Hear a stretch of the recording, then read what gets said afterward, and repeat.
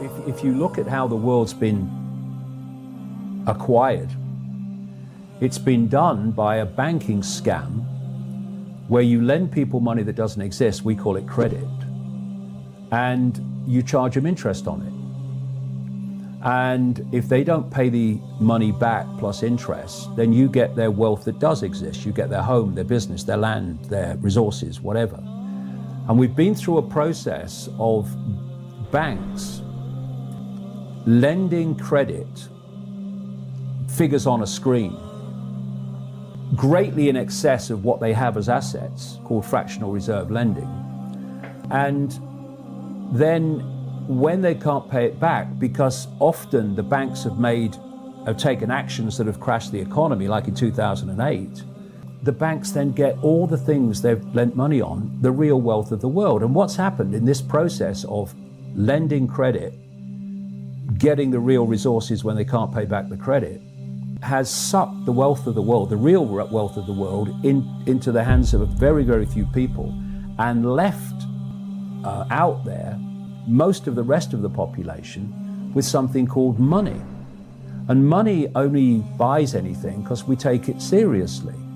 You know, if it's just a piece of paper, and this is the point, it's meant not even to be a piece of paper, it's meant to be purely electronic. And so we have this fresh air money that is worth something because the buyer and the seller believe in it, and only because of that.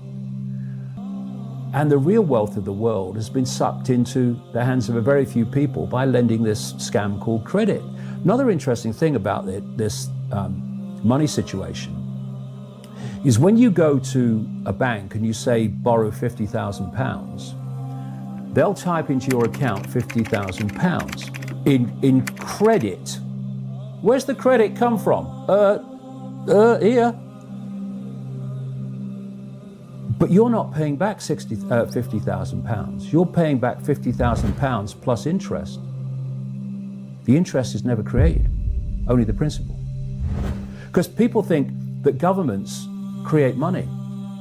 Money is overwhelmingly created by private banks issuing credit. That's how so-called money comes into circulation.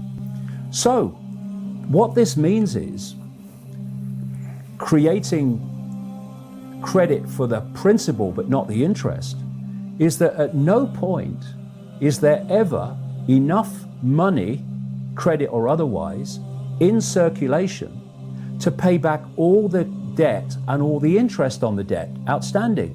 So people losing their homes and their businesses and their resources, etc., is built into the system on purpose.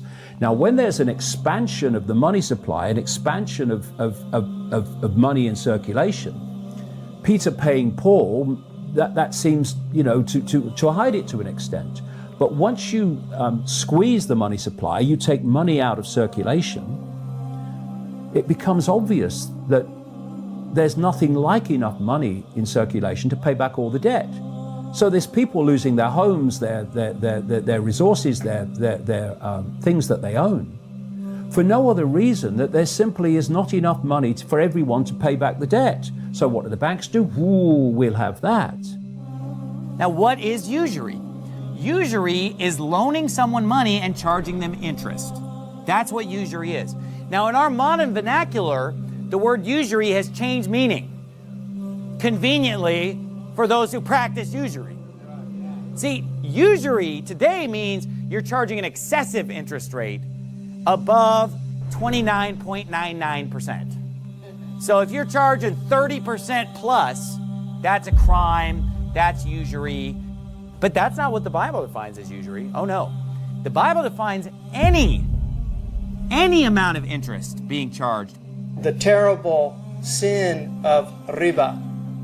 This is, of all the sins of Islam, really after shirk, there's probably no sin that I think the Muslims have utter awe of in terms of the possibilities of eternal damnation. Allah subhanahu wa ta'ala, the only time that a declaration of war from Allah and His Prophet is mentioned in the Quran is in relation to the sin of usury.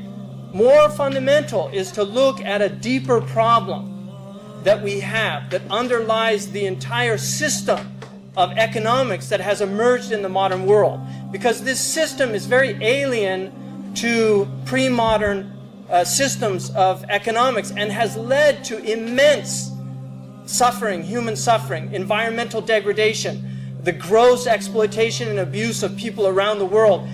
Things that people here, there are laws that have been enacted, that were enacted as a result of an incredible amount of struggling. The 100th part of the money that ye exact of them. So what's the usury that they were exacting? The 100th part. What percentage is that? Is that 30%? 40%? 50%? No, it's 1%. So they're charging 1% interest, and Nehemiah is mad. He's very angry. He gets a whole assembly riled up against him, and he stands up to him and says, hey, you need to stop charging usury. You need to stop exacting this usury. You need to give that money back. This is not an honest way to make money. Loaning money and charging interest. You say, well, that's the banking system. It's a scam. It's a fraud. The whole thing is of the devil. It's wicked. The love of money is the root of all evil. And we are supposed to work to make money. Work and get paid for the work that we do. And if we loan someone money, the Bible does allow us to take collateral from them. So we can loan someone money and take collateral, but we're never to charge interest. That means if we loan somebody $10, we get $10 back. We loan somebody $1,000, we get $1,000 back. Well, why would I do that? You just loan them money to help them out. And if you don't want to help them out, then don't help them out. But you don't loan them $1,000 so you can get $1,100. You don't loan them $1,000 so you can get $1,010. Our whole banking system is built on this, but that doesn't make it right. There are many things in the world that we live that are not right. And we as Christians should not partake of that. If we have a friend or a loved one or a family member who needs to borrow money, if we loan that person money, we can't charge interest and be in good conscience. We're supposed to just loan them the money. Or, if you can't stand to lose the money, then don't even loan it. Or take collateral. But no usury, no interest is to be charged.